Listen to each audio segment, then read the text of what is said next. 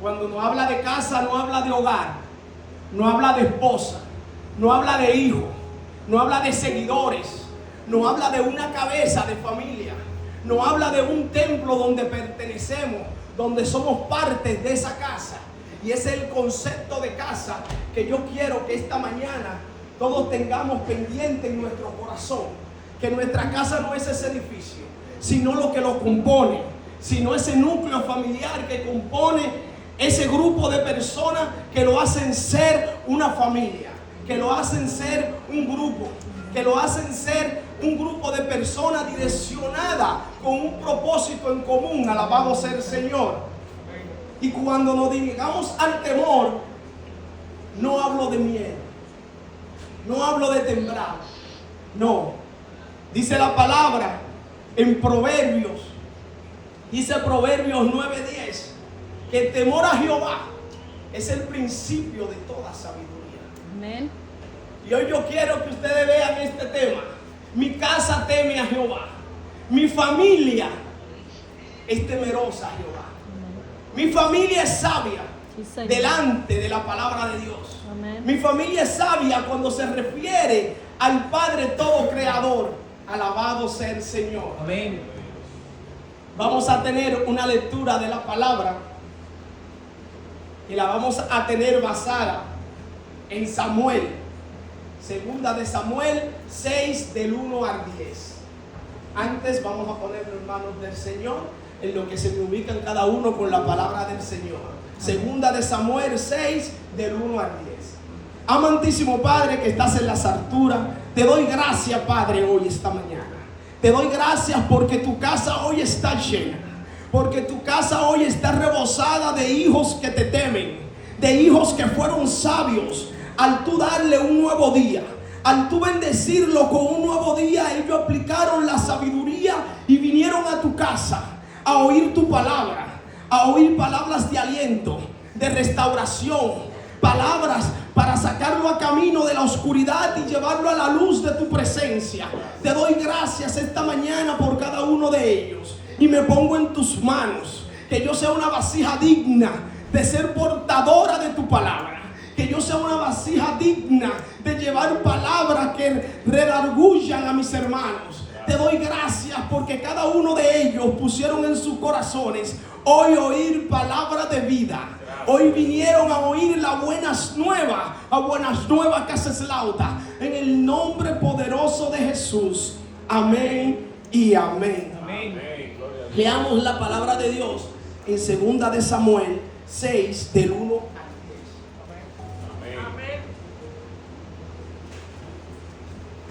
La palabra de Dios se lee en el nombre poderoso de Jesús. Amén. Como segunda de Samuel 6 y dice así de esta manera. David volvió a reunir todos los escogidos de Israel, 30,000. Y se levantó David y partió a Balaán de Judá con todo el pueblo que tenía consigo, para hacer pasar de allí el arca de Dios, sobre la cual era invocado el nombre de Jehová de los ejércitos, que moraba entre querubines.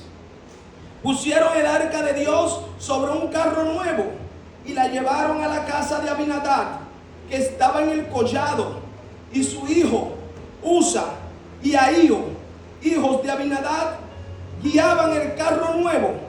Y cuando lo llevaban de la casa de Abinadab, que estaba en el collado, con el arca de Dios, Ahío iba delante del arca.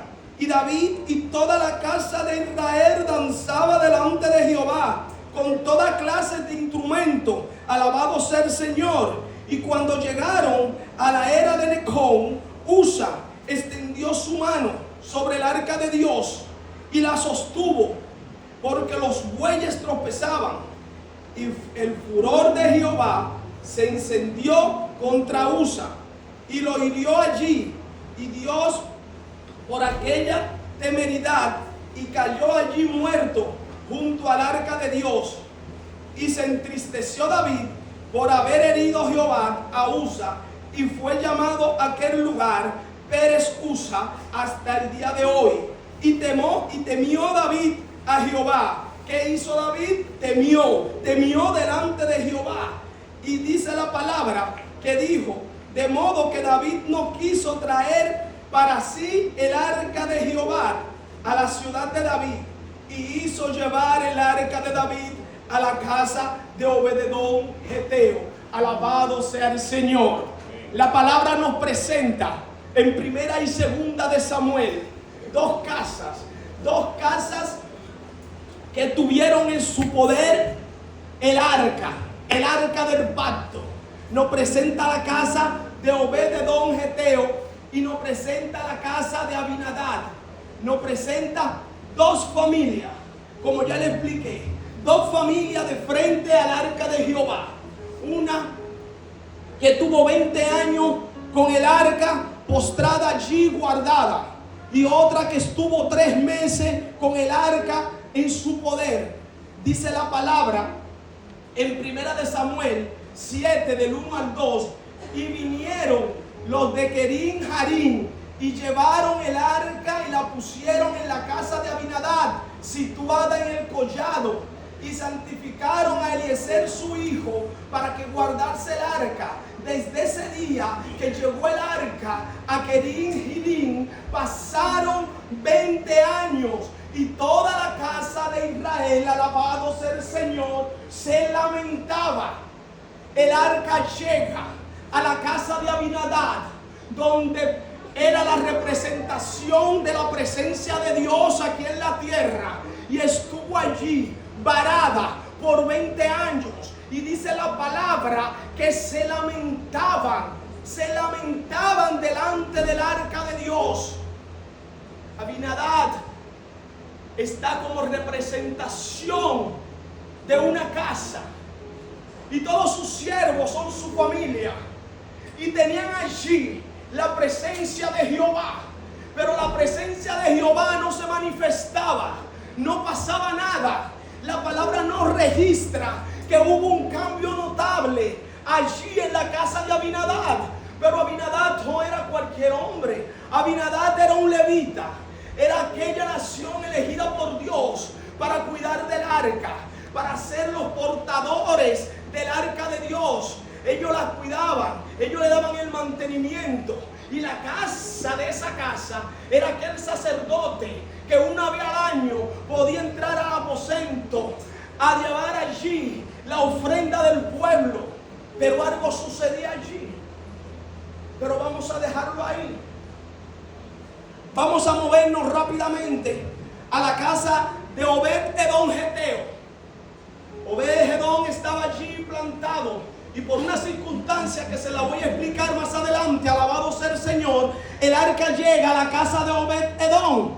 Pero Obed-edom recibe el arca, y en solo 3 meses dice la palabra que esa casa fue bendecida, que esa casa fue prosperada de una magnitud tanto que llegó a los oídos del rey David que el arca de Jehová estaba prosperando a Gedeón y su familia de gran manera. No solo que lo prosperaba, sino de una manera tan grande que la palabra se regaba, que llegó al palacio, y allí se oía que Obed-edom Geteo era prosperado. Pero mi hermano, ¿y qué pasó con la casa de Abinadab, que tuvo 20 años con el arca de Jehová? Aquí cada familia que está aquí son parte de una casa. Tienen un sacerdote, tienen miembros de su familia, y la presencia de Jehová está en cada uno de ustedes. Pero en uno prospera y en otro no prospera. En uno hay un fluir, en otro hay un rezago delante de la presencia de Dios. Hay un retroceso. Hay personas que ponen delante de la palabra de Dios un propósito y pasan 20 años y no pasa nada.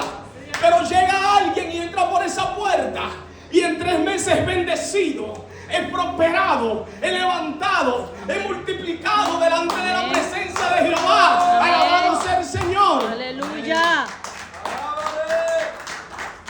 Vámonos un poco atrás. Vamos a ver el contexto histórico. ¿Por qué el arca de Jehová llega a Obed-edom? ¿Por qué el arca de Jehová llega a la casa de Abinadab, porque no era ahí que estaba el arca. El arca estaba depositada en la casa de Elí. Y dice la palabra que Elí tenía unos hijos. ¿Cuántos tienen hijos esta mañana? Amén. Pero tenía unos hijos desobedientes delante de la presencia de Jehová. Mientras Elí clamaba, mientras Elí le servía al Señor, descuidaba una parte importante de su ministerio. Descuidaba a sus hijos. Sus hijos estaban siendo fornicarios. Sus hijos estaban tomando de la ofrenda del Señor para consumir y hacer fiesta. Y dice la palabra que llegó la guerra con los filisteos y fueron derrotados, fueron abatidos.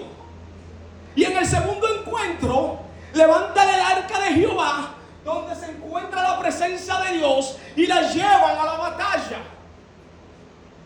Pero allí fue arrebatada el arca de Jehová de sus manos por los filisteos. Pero de antemano ya Samuel había profetizado a Elí que sus hijos morirían, los dos el mismo día, por la desobediencia. Amén.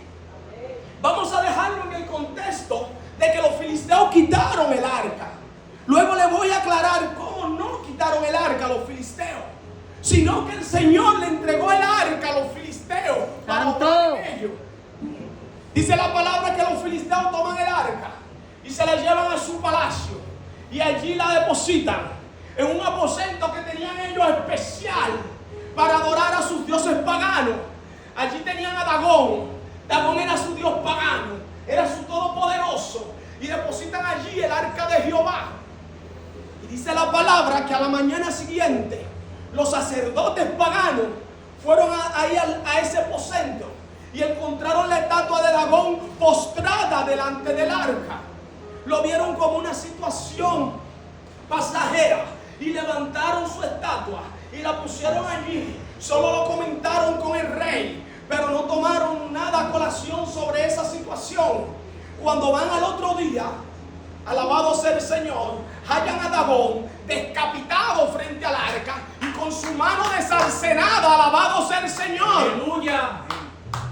Pero como son paganos que no tienen creencia en el arca de Jehová, siguen dándole vuelta, como decimos los dominicanos. Siguen acreditando las situaciones a situaciones naturales, a acontecimientos aislados. Pero el arca de Jehová no se queda ahí. Dice la palabra que todo el ejército fue saliéndole tumores. Desde la servidumbre, desde lo más vil de ese imperio, estaban contaminados por unos tumores. El pueblo de Israel no tuvo que vencer a los filisteos. El pueblo de Israel estaba apartado de la presencia del arca porque estaba lleno de unos hijos fornicarios, de unos hijos desobedientes. El arca de Jehová, el poder de Jehová fue hacia los filisteos para destruirlos desde adentro. Dice la palabra que cuando ya no soportaban más la situación, salió una plaga de rata que acabó con todo lo que se comía. Se paseaban por el palacio, se paseaban por los balcones, estaba lleno, ya no aguantaban más, ya la desesperación lo abarca, ya no hayan qué hacer, hacen reuniones, hacen hechizos, hacen todo lo que podían hacer, según ellos, en la mano de sus reyes paganos. Y toman la decisión de que ellos tienen que hacer algo con el arca de Jehová. Esa maldición hay que devolvérsela al pueblo de Dios. Pero unos estaban de acuerdo, otros no estaban de acuerdo. Pero tomaron la decisión de crear un carro nuevo, una carreta nueva, de ponerla allí, de ofrecerle holocausto. Hicieron tumores de oro por los tumores que fueron repartidos no solo en el palacio, sino que el arca de Jehová fue pasada de estado a estado. Nosotros vivimos aquí en Alemania y un sitio es la capital y hay otros estados, hay otros gobernadores. Ellos se pasaron el arca de gobernador en gobernador, huyéndole a la presencia de Dios, y donde quiera que llegaba a la presencia de Dios, alabado sea el Señor, lo aplacaba con su poder. Aleluya. Cuando deciden desapartarse del arca, quedan en un acuerdo que iban a mandar el arca por un camino. Le pusieron los holocaustos, los atributos todo lo que le estaban ofreciendo para quitar de ellos esa plaga. Y dijeron: si los bueyes van directo a su casa y llevan el arca de Jehová, era el arca la que no estaba castigando si se debía a izquierda o derecha, no. Y como Dios es todopoderoso, el arca de Jehová caminó todo el sendero, dice la palabra, sin ir a la derecha, sin ir a la izquierda, hasta la casa de Jarín. Hasta allá llegó el arca. Dice que el arca llegó allá a su pueblo, pero eso no se quedó ahí. Dice la palabra que cuando llegó allí, la recibieron y fueron desobedientes delante del arca. Fueron desobedientes delante de la presencia de Dios. Y dice que tocaron el arca, que miraron dentro del arca. Y dice que el poder de la presencia de Dios mató a 50,000 de ellos. Ya no solo fue a los filisteos, porque todos creemos que los desobedientes nada más son los paganos, que son los inconversos que están allá afuera. Hay muchos dentro de la casa de Jehová que ya no le temen. Hay muchos dentro de la casa de Jehová que se acostumbraron a decir un amén como decir un hola, a decir un gloria a Dios como decir un adiós, y pierden la reverencia y el temor delante de la presencia de Jehová. Alabado sea el Señor. ¡Aleluya! En esta circunstancia dice que cuando llegó a Berseba fue que sucedieron las muertes, y de Berseba llamaron a los levitas, y los levitas fueron de lo de la casa de Abinadab a levantar el arca. Pero ¿qué dicen los sabios? ¿Qué dicen los estudiosos? ¿Qué le pasó a la casa de Abinadab? La casa de Abinadab entró en una palabra que nos afecta a todos. Entró en familiaridad. Digan conmigo: familiaridad. Familiaridad. Entramos en una situación que nos familiarizamos con las cosas del Señor. Nos familiarizamos con la iglesia. Nos familiarizamos con el templo. Nos hacemos tan familiar con el templo que estamos aquí y pensamos que estamos en la sala de nuestra casa. Que estamos aquí y que estamos en el parque. Que estamos aquí y que nuestros hijos los tenemos en la piscina, no en las casas de Dios, donde hay que traer adoración, donde hay que venir humillado a su presencia, donde hay que alabarle y donde hay que glorificarle. Alabado sea el Señor.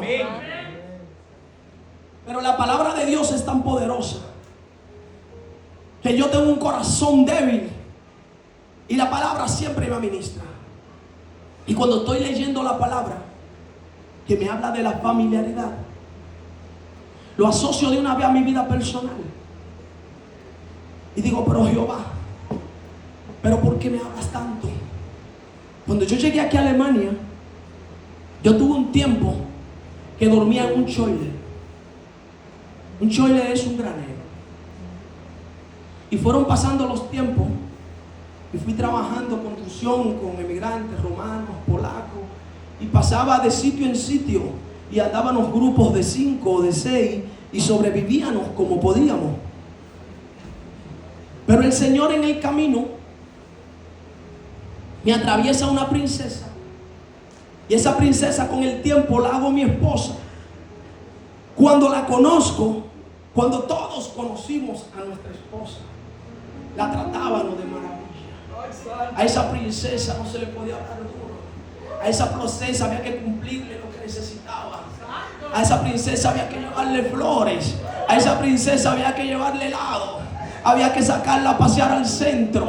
Pero ¿qué pasó con nosotros? Digan: no familiarizamos. Amén. Ya no hay tiempo para llevar a la princesa al centro. Ya no hay tiempo para llevar a la princesa a comer helado. Ya no hay tiempo para llevarle un bombón, un detalle, una flor. Pero es que nos vamos familiarizando. Y la familiaridad trae irrespeto. La familiaridad trae descuido. La familiaridad trae idolatría. Y ya no acostumbramos tanto a esa princesa que ya no parece ni un cerdito, como decimos en Santo Domingo. Alabamos al Señor. Llevémoslo a la casa de Abinadab. Abinadab coge el arca, y cuando coge el arca tiene a su hijo Ursa y tiene a su hijo Ahío. Dice la palabra que eran pequeños. Sus hijos se criaron debajo del arca, dando túmbolo.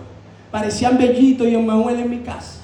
todo lo atraviesan, todo lo crucetean. Pero hay un sacerdote en la casa que no le llama la atención. Hay un hombre en la casa que no le pone el respeto que se merece. Y la familiaridad lo arropó. Ya el arca de Jehová parecía el mueble central de la casa. Parecía el comedor. Parecía la cocina que todo el mundo pasillea. No tenían respeto delante de la presencia de Jehová. Entonces la presencia de Jehová no podía manifestarse delante de la casa de Abinadab, porque la familiaridad lo hizo perder el respeto. Alabado sea el Señor. Amén. Pero vuelvo y le cuento, le sigo contando como le decía. Conozco a esa princesa, la cual me fui familiarizando. Y vivían en un taqueslot, 60 metros cuadrados. 2 habitacioncitas, un bañito, una cocinita pequeña. Pero yo que salgo del show y le llego allí, digo, wow, aquí estoy calentito. Esa agüita caliente, yo que me bañaba con un basacot, que eso era, ¿para qué le cuento? Y allí tengo una tubería que sale agua caliente. Qué rico, eso era una maravilla. Pero para ella también era una maravilla. Pero vámonos 5 años más allá. 5 años más allá el Señor nos bendice. La gloria del Señor desciende sobre mi casa. Me da hijo, me da vivienda. Nos deposita en reserva. Nos da una casa con 8 habitaciones, 2 salas, 2 baños, parqueo para 8 vehículos y espacio para los niños saltar. Pero diga conmigo, se familiarizaron. Ya la princesa halla esa casa una pocila de puerco. Ya eso es muy chiquito. Ya ella no sabe lo que tiene. Ya ella no ve el poder de Dios obrando en su vida. Ya Dios lo sacó de esa bruque y la puso en reserva y le dio lo que no tenía. Le dio una licencia, le dio un carro, le dio un marido que alaba y glorifica al Señor, le dio hijos saludables, le dio familia, pero no lo ve porque se familiarizó. Alabado sea el Señor. ¡Aleluya! ¡Predícalo! Cuando el Señor dispone a mover el arca del Señor, ¿por qué se mueve el arca del Señor de allí? Porque entra ahora a la historia el rey David. El rey David, elegido por Dios, ungido por el Señor, ungido por Samuel para guiar a su pueblo, estaba allí. Y un día en su palacio, después que Dios le entrega tanta victoria, dice, pero ¿dónde está la presencia de Jehová? Junta a los sabios y los sabios le dicen, el arca del pacto entera en la casa de Abinadab. Vamos allá, vamos a buscarla. Y dice la palabra que juntó 30,000 hombres y mujeres y fueron directo a la casa de Abinadab. Y dice la palabra que iban danzando, llevaban instrumentos, iban glorificando, iban allí con un carro nuevo a buscar el arca de Jehová, que representaba la presencia de Dios aquí en la tierra. Y cuando llegan allí, dice la palabra, como ya le leí en el versículo 6 de 2 de Samuel, por el versículo 4 y 5, que llegaron con un carro nuevo, y llegaron con ofrenda, y llegaron con holocausto, y se postraron allí, y se decidieron mover el arca de allí de la casa de Abinadab, para llevarla a la casa de David. Y dice que en el camino, algo sucedió con los bueyes. Trompezaron los bueyes, algo pasó. Y el hijo de Abinadab, Usa, tomó la osadía de tocar el arca del Señor. Y dice allí que el Señor lo hirió y allí cayó postrado. ¿Cuántos de nosotros no estamos aquí en la casa del Señor y no somos dignos ni de decir un amén? No somos dignos de llegar a la presencia de Dios. No juguemos con los ministerios de la casa de Dios. No juguemos con lo que Dios nos llamó a hacer. No seamos servidores descuidados. No seamos servidores que nos familiarizamos con la presencia de Dios, sino seamos servidores temerosos de la presencia. Porque cuando perdemos el temor, podemos perder la vida. Nos quedaremos esperando el milagro y el milagro no llegará a nuestra casa. Alabado sea el Señor. Pero pasa algo interesante. Me habla del temor. Vamos al capítulo 6, versículo 9. Y dice claramente: temiendo David a Jehová, David, el que ya Dios había puesto muchas batallas de frente a su vida, donde Dios se había glorificado con él, donde Dios le entregó a Goliat, donde Dios le entregó a los filisteos, donde no había batalla que Dios no le entregara a ese elegido de Dios. Dice que temió cuando Jehová tocó a Usa. No podemos perder el temor delante de la presencia de Jehová.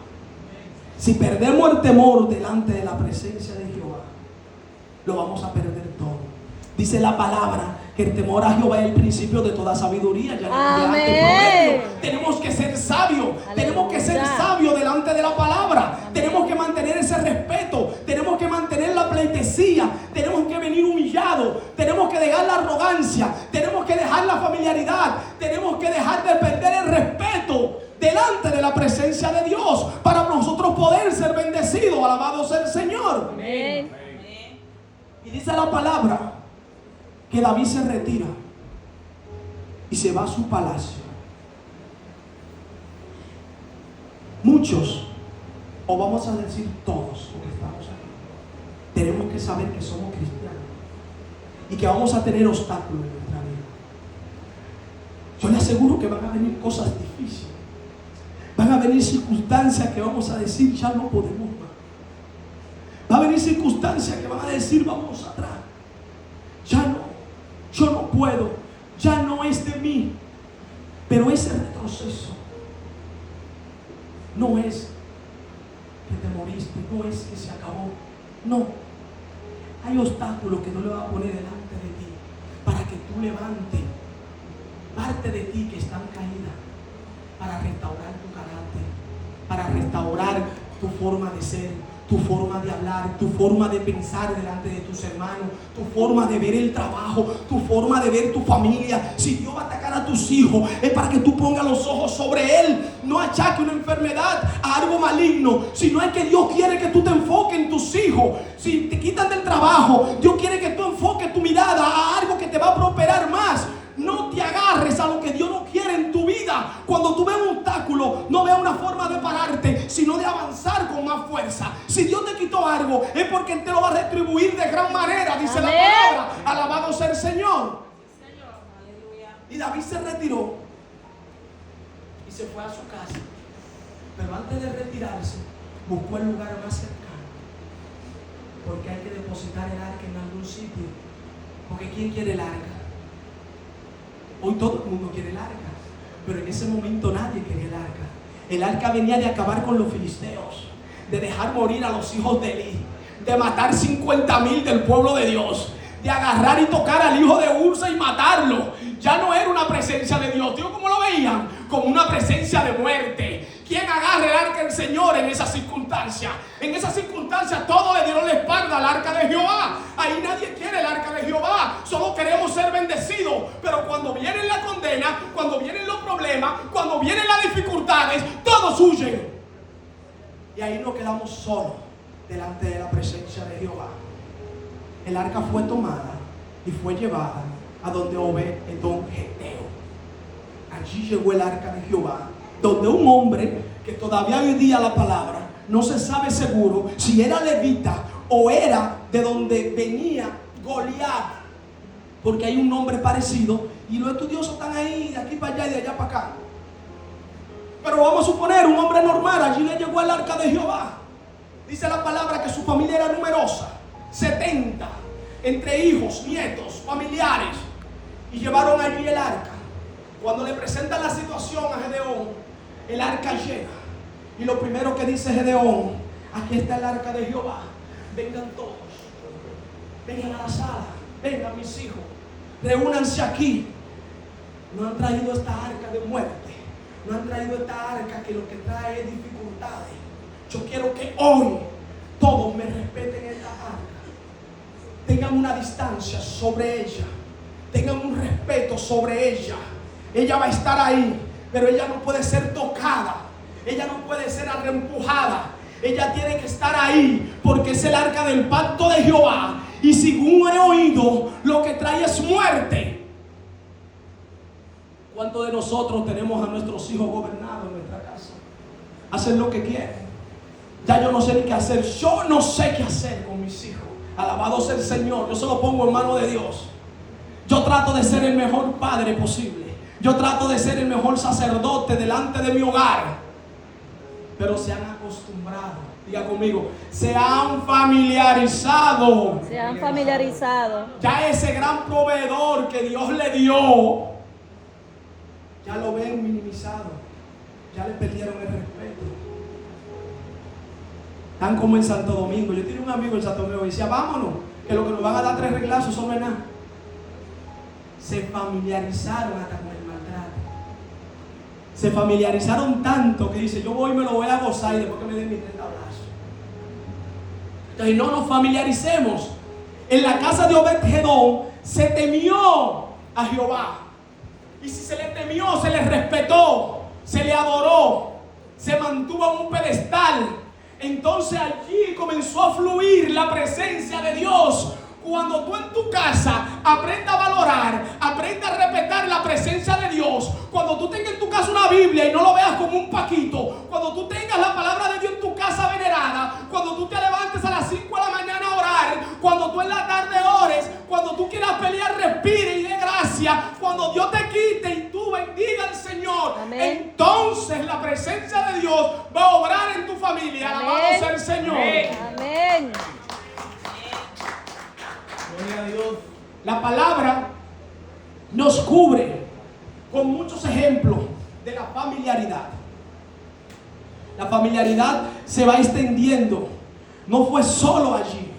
La familiaridad se va extendiendo en el transcurso de la Biblia. Se va extendiendo de unos a otros, de unos a otros. Y yo tengo varios ejemplos bíblicos que les puedo presentar. Pero hay algo curioso. Porque la Biblia te revela cosas según tú lo ves estudiando. Y en lo que estoy estudiando Samuel, la palabra caigo ahí a Samuel 31:2. Y dice de esta manera. Y siguiendo los filisteos a Saúl y a sus hijos, mataron a Jonatán, a Abinadab, a Malasiud y a su hijo Saúl. Alabado sea el Señor. ¿Por qué me llama esto tanto la atención? Me llama esto tanto la atención.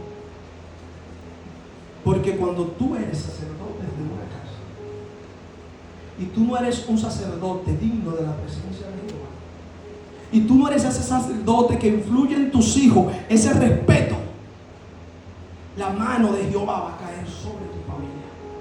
La mano de Jehová va a caer sobre tus hijos. Las manos de Jehová va a caer sobre tu descendencia. Porque esa familiaridad, ese irrespeto se va a ir pasando de generación en generación y hasta que Dios no aplaque esa generación irrespetuosa, esa generación desobediente, esa generación que se familiarizó con su presencia, no va a terminar su obra. Alabado sea el Señor. Pero dice la palabra que cuando gobernaba Saúl fue en los 20 años de Abinadab. Abinadab, en el contexto histórico, estaba bajo el gobierno de Saúl. Pero algo cambia. Surge el rey David. Y bajo el rey David aparece una persona llamada Gedeón Geteo. Pero de David dice la palabra que salió el hombre más sabio que haya escrito en cualquier libro. No es solo en la Biblia. No hay un libro que mencione un hombre más sabio, que haya registrado un hombre más próspero, que haya registrado un hombre más rico, que haya registrado a alguien que tenía una sabiduría que el hombre no podía controlar, que era su hijo Salomón. Alabado sea el Señor. Entonces tenemos 2 reyes, tenemos 2 descendencias y tenemos 2 posiciones del arca en la historia, y vemos cómo se refleja desde el sacerdote hasta sus hijos. Alabado sea el Señor. Dice la palabra, si nos vamos buscando la palabra y nos vamos al comienzo, dice la palabra que en la casa de Jacob había un hombre o un joven llamado José. Todos conocemos a José. Vámonos directamente a Génesis 37:2. Y dice, esta es la historia de la familia de Jacob. José, siendo un niño de 17 años, apacentaba las ovejas con sus hermanos, y el joven estaba con los hijos de Jacob que no eran de su madre, eran parte de dos madres diferentes y él y Benjamín de una sola madre. Dice la Biblia en Génesis que tuvo José una revelación. La revelación cayó sobre José. Y José fue y se la contó a sus hermanos. Sus hermanos se burlaron, lo menospreciaron, lo apartaron. ¿Por qué dice la palabra? Porque se familiarizaron. A este va a usar el Señor. A este, al hermanito más chiquito, a este mocoso que le cambió los papeles, a este que le vivo yo dando nalga, a este fue que Dios se le manifestó. Pero no se queda ahí. Viene el segundo sueño. No fueron solo los rolos. En el segundo sueño también incluyó el sol y la luna. Y dice Jacob, ahora me incluyó a mí y a su mamá. Nosotros también tenemos que adorarle. Nosotros también tenemos que inclinarnos en pos de él. Pero no hay forma de que ellos crean en José, porque están familiarizados con José. No le ven la importancia a José. Pero el Señor es tan poderoso que levanta a José de allí. Dice que los vendieron, que se los llevaron, y llegó a ser esclavo, y llegó a ser preso. Y allí en la cárcel conoció a dos personajes. Dice que conoció a un copero y conoció a un panadero. Tuvieron dos sueños. Le reveló los sueños. Y a través de que José le reveló los sueños a esas dos personas que no le conocen, alabado sea el Señor, llegó donde el faraón, a los pies del faraón, a revelarle un sueño al faraón. Cuando le revela el sueño al faraón, él es allí designado como la mano derecha del faraón. Allí sí le hicieron caso. Allí sí vieron la gloria de Dios en él, porque allí no le conocían. Allí por lo menos le respetaban porque no le conocían. Pero en su casa la familiaridad era tan grande que entró el respeto, entró, ¿cómo decirle? Se descuidaron hasta de lo que él decía, porque él no era digno de llevar esa palabra. Entonces llegó en ellos la familiaridad. Eviten de familiarizarse con la casa de Dios. Eviten de familiarizarse conmigo. Eviten de familiarizarse con su pastor. Eviten el familiarizarse con su pastora. Ellos son pecadores igual que nosotros, pero son los representantes de la casa del Señor. Amén. Ellos son los sacerdotes de esa casa. Aleluya. Ellos son los que Dios eligió para guiarnos. Amén. No lo vean como un hombre normal. Véanlo como el hombre que Dios eligió para traer y guiar el destino de Buenas Nuevas, Casa Slaughter. Alabado sea el Señor. Pero no se queda ahí. Dice la palabra que Moisés, en Éxodo 16:4 dice: y Jehová dijo a Moisés: he aquí, yo haré llover pan del cielo, y el pueblo saldrá a recogerlo. Alabado sea el Señor. Gloria a Dios. Mis hermanos, cuando estaban allí en el desierto, muriendo de hambre, sediento de sed, cuando el maná del cielo cayó, no quisiera yo estar allí. Eso fue una fiesta. Eso fue una algarabía. Caía pan del cielo. Había que recogerlo y comérselo. No había que hacer nada. Solo había que tocarlo y comerlo. Guardarlo. Dice la palabra que no lo guardaran para 2 días por probarlo. Pero diariamente caía el maná del cielo. Amén. ¿Usted se imagina que nosotros diariamente salgamos en la mañana a recoger el pan que necesitamos para nuestros hijos? Nadie trabajara. Nos quedaríamos todos comuditos en casa. Y pasaron los días. Y pasaron los días y hacían lo mismo. Y digan conmigo: se familiarizaron con el paná. Se familiarizaron con el pan del cielo. Ya el pan del cielo no significaba nada para ellos. Ya le perdieron el respeto. Ya se acostumbraron. Ya se volvieron idólatras delante del pan del cielo que le caía. Alabado sea el Señor. Y murmuraban detrás de Moisés. Ya criticaban el maná. Ya el maná no era tan glorioso como el primer día. Pero dice la palabra que codornices cayeron del cielo, porque el Todopoderoso no ama tanto que en vez de condenarme y dejarle de dar maná, oye, le mandó codornices para que acompañen el pan. Cuando vieron la codornices, otra fiesta. Pero ¿qué le cuento? Pasaron unos años. Digan conmigo: se familiarizaron. Se familiarizaron. Ya no había respeto por el maná. ya no había respeto por la codornices, ya era algo normal. No te familiarices. Amén. No dejes que tus hijos se familiaricen con la palabra de Dios. Amén. Decía un sabio que oigo mucho de la palabra, que los hijos de los pastores y de los ministros de Jehová son los más atacados. Pero le digo una palabra que me reveló Dios en mi corazón. No es que son atacados, es que se familiarizaron. Amén. Nacieron oyendo del milagro de Dios. Nacieron oyendo de la palabra de Dios. Hacen la iglesia un parque de diversiones. Hacen la Biblia un paquito. Hacen las actividades de Dios como si fuera un centro patronal de la que ponen allá en Santo Domingo. Le pierden el respeto a la presencia de Dios. Alabado sea el Señor. Y por eso es que los hijos de los pastores son más atacados, porque se familiarizaron con la presencia de Dios. Alabado sea el Señor. Amén. Pero hay algo poderoso. Vámonos ahora a Jesús. Todos saben que Él es el camino, la verdad y la vida. Amén. Y que nadie viene al Padre si no es por Él. Amén. Y nosotros somos cristianos porque somos seguidores de Cristo. Amén. Porque vamos guiados detrás de sus pasos. Pero Él, en todo tema que usted elija, Él tiene una referencia bíblica para que tú te guíes sobre ella, para que tú navegues sobre su palabra. Porque esa es la palabra que nos va a restaurar. Esa es la palabra que nos va a levantar. Esa es la palabra que nos va a dar el sentido a nosotros delante de su presencia. Alabado sea el Señor. No se desesperen que ya estoy concluyendo. Dice así de esta manera. Mateo 13, del 53 al 56. Dice así.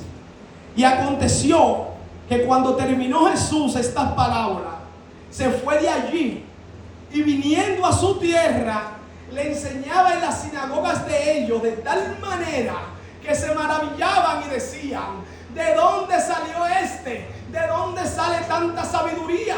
¿De dónde porta este tanto milagro? ¿De dónde salió este hombre que cuando habla las personas tiemblan?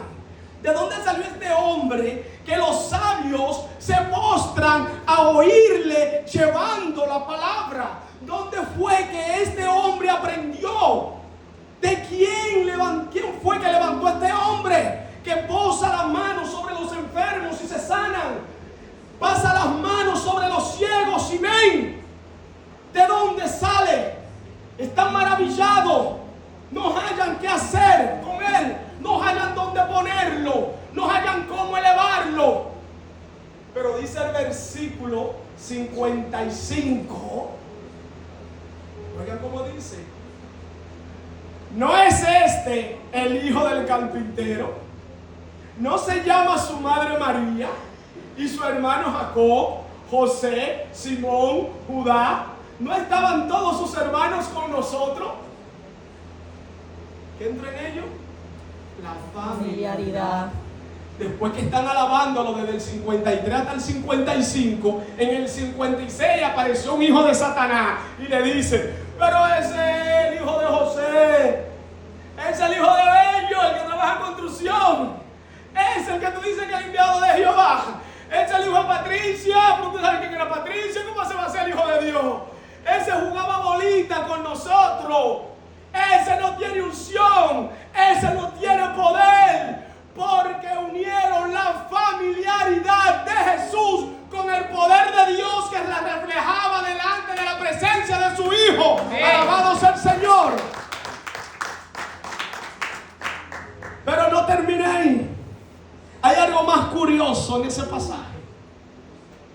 Y dice más abajo: y fue el único lugar donde pisó el Hijo de Dios encarnado en hombre que no hubo un solo milagro. Alabado sea el Señor. Cuando los milagros no fluyan en ti, piensa en desfamiliarizarte de la palabra de Dios. Amén. Piensa en honrar y respetar la palabra de Dios. Aleluya. No importa que estés dentro de la iglesia, no importa que estés fuera de la iglesia, porque la Dios familia temerosa de Jehová que yo te presenté eran levitas. eran del pueblo de Israel, y en uno se manifestaba la presencia de Dios y en otro no se manifestaba la presencia de Dios. Entonces la palabra de Dios hoy me dice que aquí hay personas que no van a ver manifestada la gloria de Dios en su vida. Aquí van a haber personas que le van a salir raíces esperando el milagro. Que aquí hay personas que el milagro de Dios no va a llegar, sino que la mano de Dios le va a tocar y van a perder su vida, van a perder su matrimonio, van a perder sus hijos, van a perder lo que poseen y van a estar lamentándose delante de la presencia, no sabiendo que se han apartado, que han irrespetado, que se han vuelto idólatras delante de la presencia de Jehová. Alabado sea el Señor. Aleluya. Pero eso no se queda tan triste. Déjeme decirle que Él nos puso 2 versículos donde dice que Obed-Edom Geteo fue prosperado. Que solo tenemos que temerle, que solo tenemos que alabarle, Amén. que solo tenemos que guiar nuestros hijos en pos de Él. Amén. Cuando lo adoremos, lo respetemos, cuando llevemos adoración, una adoración digna de su presencia, no tenemos que hacer nada, porque va a fluir la bendición de Dios en nosotros. Amén. Dice la palabra que no busquemos donde no hay. Solo en Él está la gloria. Amén. Solo en Él está la restauración que necesitamos. Y si nos ponemos en pos de Él, primero el reino de Dios y su justicia. Él es el reino de Dios. Primero Él y el reino. Y Él añadirá todas las cosas. No salga a buscar nada fuera de Jehová. Solo adórale, que Él vaya añadiendo en ti. Amén. Lo que tu casa, lo que tu hogar, lo que tus hijos, lo que tú necesitas como Gedeón. Amén. Él lo añadirá a tu vida. Amén. Porque Obed-Edom fue temeroso de Él y Él fue prosperado. Tú lo que tienes que hacer es ser temeroso de su presencia, y Él te va a prosperar, Él te va a levantar y Él te va a dar lo que tú necesitas para sentirte glorificado delante de la presencia de Jehová. Amén. Alabado sea el Señor. Amén. Con esto termino. Pero mi hermano bello, prevístero del Señor. ¿Cómo yo aplico eso hoy a mi vida? Ya Abinadab no existe. Ya Gedeón no existe. Ya David murió.